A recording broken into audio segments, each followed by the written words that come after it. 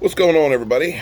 So, firstly, congratulations to everyone who downvoted Netflix Cuties. It's got over 500,000 downvotes now. I asked yesterday, not that I think I had that much to do with it, but I asked yesterday, can we get 500,000 downvotes on this thing? It looks like we got it. I've made a couple videos about this since yesterday. I just haven't released all but one of them. A lot of them are very heated. And I don't think Netflix, I don't think, I'm still pissed. I don't think YouTube liked it too much because not only did I get back all the subs I had lost yesterday with that one video, I woke up this morning, they took 10 more from me. I don't know what's going on. So a lot of the information that I've watched, I've seen people talk about today, especially as Heels versus Babyface. Dude, go, if you ain't checked him out, go check out Heels versus Babyface. I didn't know about him till a couple months ago, and I saw him on Gary Nerdrotic's channel. You know, I love Gary. Hail Gary Nerdrotic. But I've become a big fan of his recently. Also, go look at the pain on Drunk 3PO's face. Go over and check his videos out about this, because Jay's a teacher. Jay, I've maintained, is probably one of the best people in our community. I know he doesn't like praise all too often, but as a person, Drunk 3PO is one of the best people we got. And he is hurt. And he's displaying his frustration with sadness. Because, you know, he's a teacher. And here we have Netflix Cuties hyper-sexualizing 11-year-olds. I hear people. So a lot of the news that I've read today, like I already kind of knew last night. What I didn't know was that Tessa Thompson signed off on this thing. Tessa Thompson is Valkyrie in the Marvel Cinematic Universe. I'm glad to know that there are people out there willing to speak out and defend this garbage, so I know exactly who to look out for, who the problem is. Because there's no defending this. There's no defending it. Either you protect children or you don't. Or you accept Hollywood culture. And when I see one of these Hollywood people, like Tessa Thompson, defending this garbage, it just reaffirms what Hollywood culture is about. I mean, Tessa Thompson is definitely the same type of mentality that for decades didn't say nothing about Harvey Weinstein. Didn't say nothing about Harvey Weinstein. Just turn the other cheek. Just look the other way. I question your morality, Thompson. I question you as an individual, your morality. There's no defending this garbage. And anybody else out there defending this, I rightfully question your morality, as well as making the statement, stay away from my kids. If you defend this garbage, stay away from my kids, my nieces, my nephews. You are not welcome around them.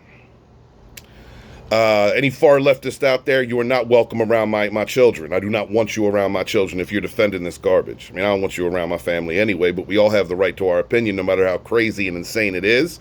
And you absolutely have the right to have the opinion to defend this filth.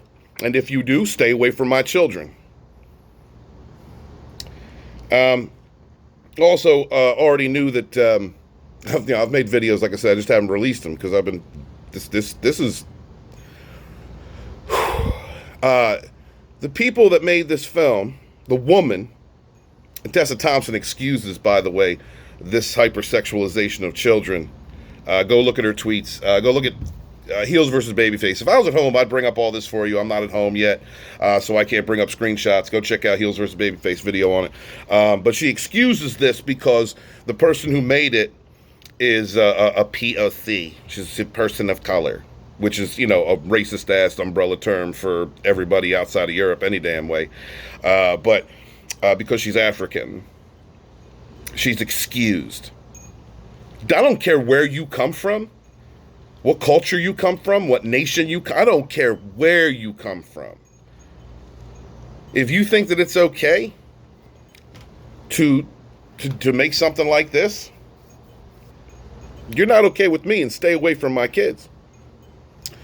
But the person that made this movie, excuse me, interviewed almost 700 children, which means that there were not only, I mean, I'm sure, look, the whole child actor thing to me is weird anyway. I don't think that's the right environment for a child. I understand some movies require children, and we've had some great movies in the past. I've seen someone reference this movie to Goonies. Matter of fact, I've seen someone try and defend this by saying, well, we've had or boy dominated movies. I mean, they always take it to some crazy gobbledygook, don't they? They completely skirt the moral implications and go to something sexist or racist or whatever's in the far left handbook. And they mention Goonies. Well, two of the actors in Goonies that we know of were molested by people in Hollywood. Two of them that we know of. Hollywood is not a safe place for children. Acting is not a safe place for children. I've heard stories about modeling and other areas of entertainment that are not safe places for children. Especially when you got people like Tessa Thompson running around defending the hyper-sexualization of 11-year-old girls. Especially when we've had stories for decades coming out of Hollywood. Decades, right? This ain't some conspiracy theory that popped off last year. We're talking about decades. Decades of grown adults who have come out and said, I was sexually abused by people in Hollywood. Children, women. This is a thing, right? Over 700 girls, over 700 little girls, which means that like 700 or 600 pairs of families read this synopsis and said, yeah, let's take our kids to this. Let's see if we can get them involved in this. But the amount of children that went through those doors, the doors of these people, that's scary. That's scary. Man, I wish I could link things to you. I wish I could link these articles to you. There's an article where the film's creator's talking about how she has a very she can get down to the kid level, and she can think like them, or she knows how to work with them. A very intimate relationship. That's scary. That's scary considering the subject matter of this film. That's a scary thing to say. But the far leftists, that's going to be stunning and brave. This culture war that we're in, you need to fight it every day. You need to fight it every day. Because if we don't, the far left is just going to keep patting each other on the back when they produce stuff like this and they defend stuff like this. We know what Tessa Thompson's about now. How many others are going